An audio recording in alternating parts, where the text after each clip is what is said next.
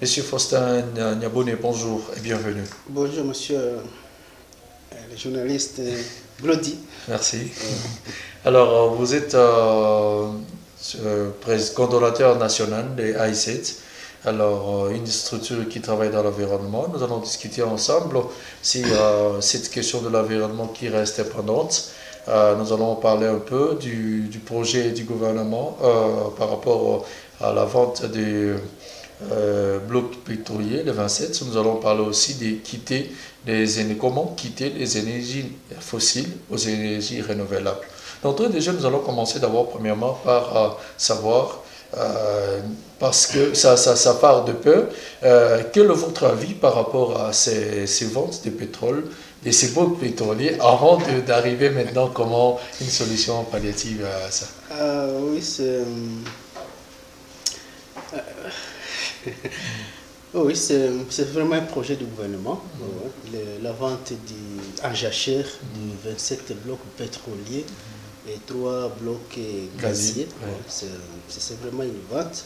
Et nous sommes en train chaque fois de donner des observations par rapport à ça. Et surtout, certains blocs pétroliers qui sont vraiment tellement sensibles. Par exemple, les blocs 4 et 5, c'est là où on trouve les parcs nationaux de Virunga. Et c'est là où on trouve, par exemple, les lacs Édouard. Beaucoup de zones dans les massifs, Rutshuru se retrouvent dans ces blocs-là. Pour nous, écologistes, nous pensons que ça, c'est vraiment un bloc sensible.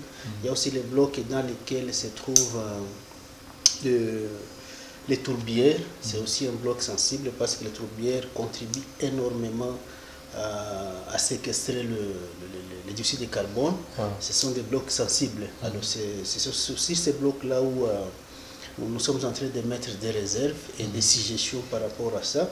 Et même de façon générale, un tel projet où on embrase toute la République avec le pétrole, il y a lieu aussi de s'inquiéter, d'autant plus que le Congo a d'autres sources, a d'autres potentiels qu'on exploiterait d'abord et qui pourraient aussi contribuer au développement du pays, à booster l'économie du pays et même à améliorer les conditions socio-économiques et des communautés. Donc il y a beaucoup de ressources qu'on pourrait aussi exploiter à part vraiment amorcer un si grand projet où le pays sera morcelé par de l'exploitation des énergies fossiles.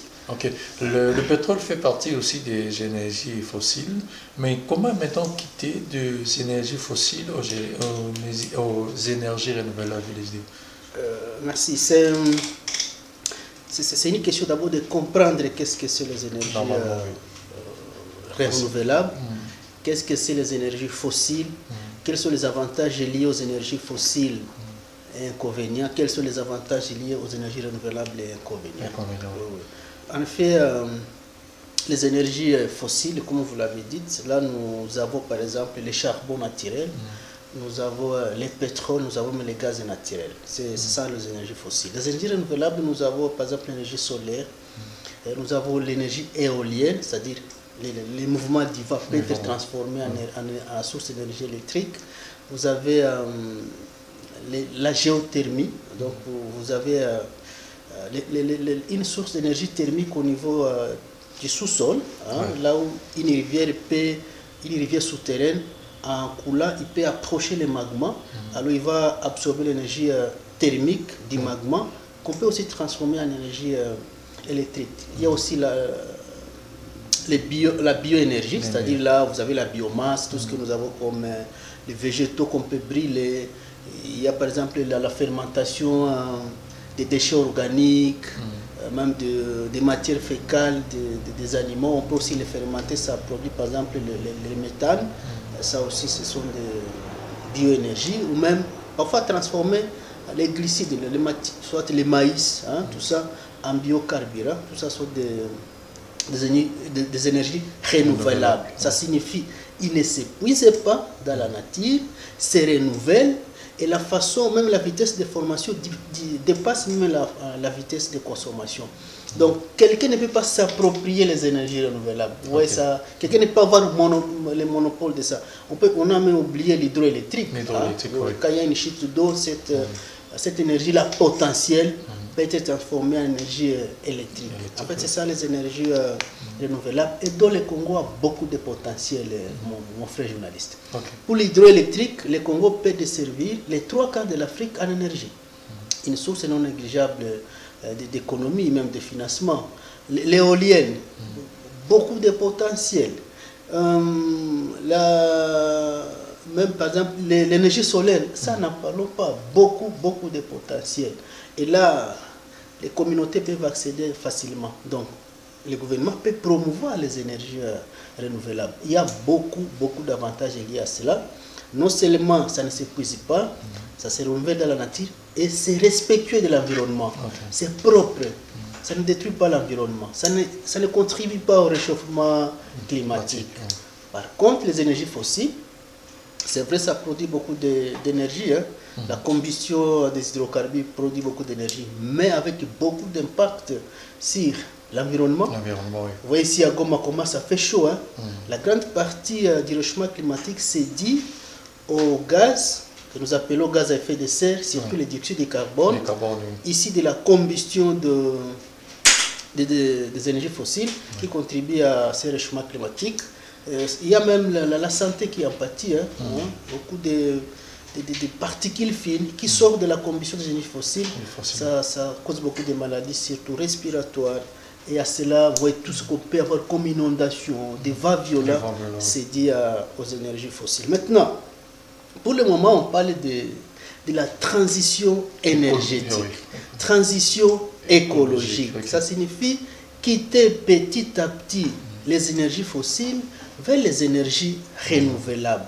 Et ça, c'est même quand on parle de la COP 27, 28 et tout ça, les pays, la RDC c'est un pays solution, tout ça, on devrait entrer dans cette dynamique, c'est-à-dire développer de plus en plus les énergies fossiles et quitter de plus en plus les énergies, sinon développer de plus en plus les énergies renouvelables, en quittant de plus en plus les énergies fossiles. Et c'est simple, c'est simple. Par exemple, lorsque vous avez un panneau solaire, oui, c'est ça. Les panneaux solaires, aujourd'hui, il y a même des systèmes, on peut mettre des batteries, tout ça, on peut voir même la télévision. Et là, on ne va plus utiliser, par exemple, un groupe électrogène. Ça c'est déjà des actions écologiques petit à petit pour quitter ça. Donc, développer de plus en plus l'énergie renouvelable. On a même des lampes torches qu'on va encore recharger sous le soleil. On a de l'énergie petit à petit. Donc, c'est ça la transition. Donc, aujourd'hui, on devrait plus investir dans les énergies renouvelables et moins investir dans les énergies fossiles. Donc, c'est pourquoi ce projet-là de 30 blocs pétroliers et gaziers, donc ça ne s'inscrit pas vraiment dans cette logique de la transition écologique. Mais comment vous trouvez une solution par rapport à ça? Parce que le gouvernement tient mordicus par rapport à cette exploitation. Et vous, les organisations de la société civile qui travaillent dans l'environnement, vous dites non. Alors, comment maintenant quelle solution à prendre par rapport à cela? Parce que le gouvernement, selon lui, ça peut aider d'une manière économique à accroître l'économie. Et selon vous, maintenant, comment on peut faire pour qu'on n'exploite pas le pétrole dans le parc du Virunga, mais aussi au lac Edouard? Mais quelle est la compensation que vous voulez au juste? Ok, merci. Vous savez, comme je l'ai dit, les pays ont beaucoup de potentiel. Beaucoup. Ce ne sont pas les ressources qui manquent. Par exemple, certains pays qui se développent seulement à partir seulement de l'aéroport. Par exemple, l'Éthiopie. Vous voyez l'aéroport international d'Addis Abeba. Ça, c'est le poumon même de ces pays. L'aéroport seulement. Il y a certains pays qui se développent seulement à partir du tourisme. Vous voyez par exemple le Kenya. Le tourisme vraiment apporte beaucoup au budget du pays. Il y a même l'Égypte aussi. Alors, nous, les aéroports, il y en a, non? Il y en a beaucoup. Nous avons beaucoup des aires protégées. Peut-être les PNV, Parc national de Virunga, il y a la guerre, mais il y a d'autres sites du patrimoine mondial. Nous avons les PNKB, nous avons les Maïko, tout ça on peut développer. Alors, à part ça, il y a des ressources agricoles. Il y a certains pays qui ont développé l'agriculture, ils se développent. pouvez vous imaginer combien d'hectares de terres arables dont disposent les pays. Et si on développait ça, ça peut être un poumon pour non seulement les pays, même nourrir le monde entier. Tout ça sont des ressources peut-être qu'on n'a pas exploitées. Les ressources minières, n'en parlons pas, on parle des scandales géologiques. Tout ça, si on les développe, on les gère très bien, est-ce que ça ne peut pas vraiment booster l'économie du pays? Ouais, maintenant, peut-être, si au finish, on peut passer peut-être à ces énergies fossiles, mais aussi là, il faut voir, comme on l'a dit, les zones sensibles où les parcs, comment exploiter là-bas. Les lacs Édouard, là où les gens, donc, dont la survie des communautés dépend de la pêche, vraiment, on ne peut pas. Donc, vous voyez que le pétrole, ça pouvait être vraiment, je ne sais pas, les plans du dernier là. Lorsqu'on a terminé tout ce qu'on a comme ressources, lorsqu'on a terminé à exploiter, à bien gérer, maintenant on peut penser à ça. Et même à ce niveau-là, si on pouvait m'exploiter, il faut voir que ça ne soit pas une colonisation. Donc on exploite maintenant, peut-être pour enrichir les autres pays, on va exploiter, mais on va faire les raffineries ailleurs. Et aussi, on va encore acheter cher. Bon, finalement, ça contribue à quel développement? Et les cas les plus saillants dont parfois nous mettons en évidence, c'est celui de la ville de Moanda, où on exploite le pétrole il y a beaucoup de décennies. Est-ce que la ville de Moanda est vraiment plus développée que les autres villes? La ville de Goma est devenue la ville propre sans pour autant qu'il y ait l'exploitation des énergies fossiles autour de ça. À Moanda, beaucoup de communautés vivent maintenant avec la pollution. La pollution est difficilement gérable là-bas. Il y a des commissions du gouvernement pour venir vérifier cette pollution. C'est grave. Donc vous voyez que c'est pourquoi nous on dit dans l'exploitation des ressources fossiles, le pétrole, il y a peu de gagnants et beaucoup de perdants. Et les gagnants, c'est seulement les entreprises pétrolières. Et les perdants sont les communautés. Non seulement ils ne vont pas se retrouver dans l'exploitation, mais aussi vont rester avec la pollution aux conséquences irréversibles. Et pourtant, pour l'exploitation des énergies renouvelables, tout le monde est gagnant. Vous pouvez vous imaginer par exemple le central de Matebe, depuis Rutshuru jusqu'ici à Goma, combien de gens travaillent autour de ça? Ça diminue vraiment le chômage. Beaucoup de gens s'y retrouvent, beaucoup de gagnants. Mais pour un puits du pétrole, quelques spécialistes seulement sont là, 5 à 10, seulement ils sont là. Et les gens ne vont pas s'y retrouver, vous voyez. Donc là, il y a peu vraiment de gagnants et beaucoup de perdants. Et pourtant, pour les énergies renouvelables, il y a beaucoup de gagnants, beaucoup se retrouvent. Personne ne peut pas prendre le monopole des énergies renouvelables. On peut y accéder facilement. Quelles sont les actions à mener, les actions que la communauté peut mener pourvu que réellement il y ait réellement si on peut le dire, un environnement sain, parce que c'est garanti dans notre constitution. Quelles sont les actions à mener? Quels sont les gestes à faire pour protéger aussi la nature et aussi lutter contre le changement climatique qui nous guette aujourd'hui? Parce qu'on est en train de voir le changement climatique. Autrefois, c'était comme un slogan, mais aujourd'hui, ça devient réel. Alors, comment faire? Ok, c'est pourquoi nous sommes là. C'est pourquoi nous sommes là. L'émission aussi est pédagogique. Ça signifie les problèmes de l'environnement. Et même la Constitution dit ceci que toute personne a le droit de défendre l'environnement.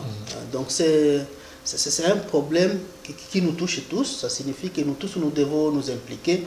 Comme vous venez de le dire, avant on pensait que le changement climatique c'est pour les pays développés, ainsi de suite, mais nous subissons les conséquences. Ça signifie, conscient ou non, si on est responsable ou non de la destruction de l'environnement, on va subir l'impact. C'est pourquoi nous devons poser les actions.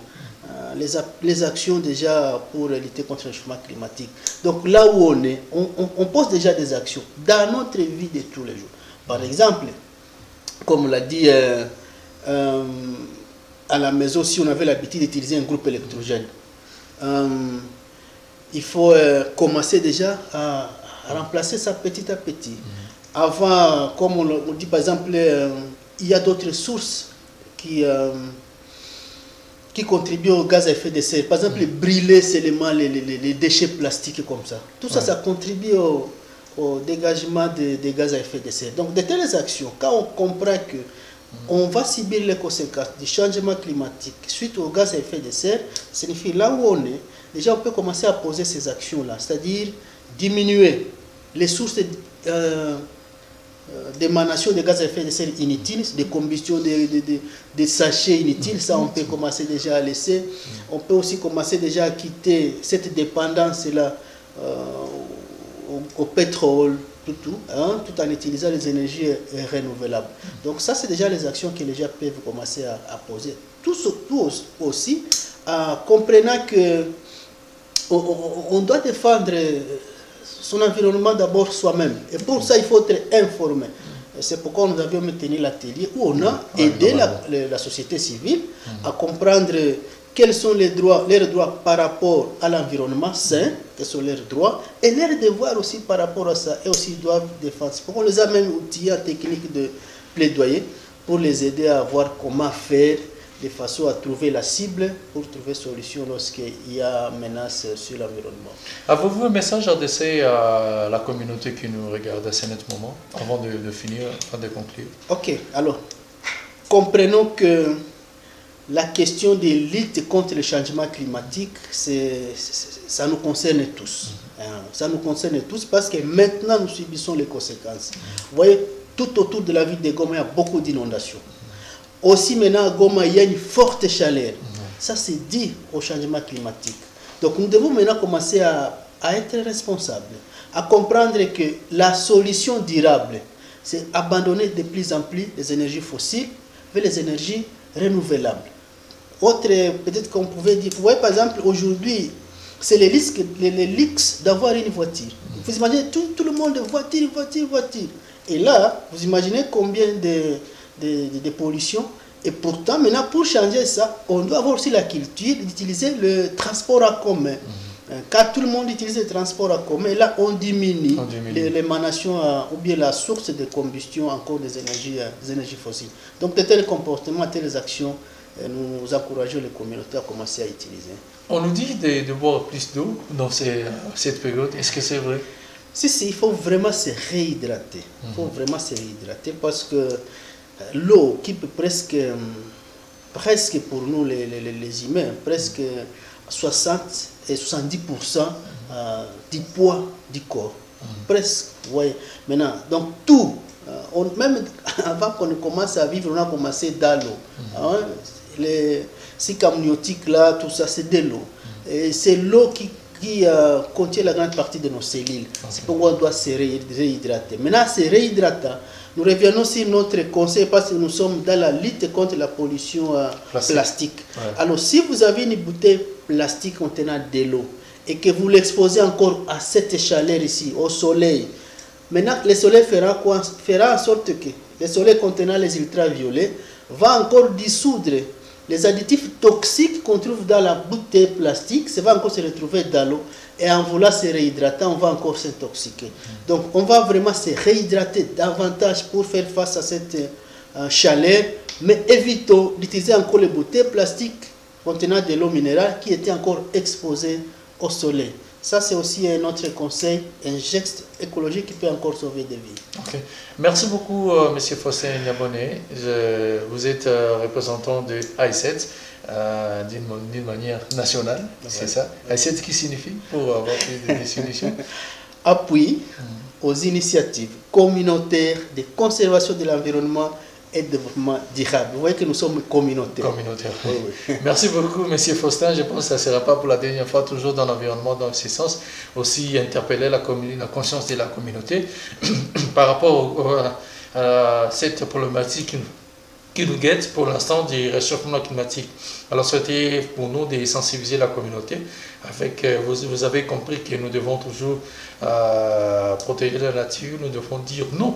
Selon Papa Faustin, dire non à l'exploitation du béton dans les parcs de Virunga et dans les lacs Edouard. Alors, nous allons séparer avec notre invité, avec cette virgule, et nous serons de retour pour continuer avec notre antenne. Nous allons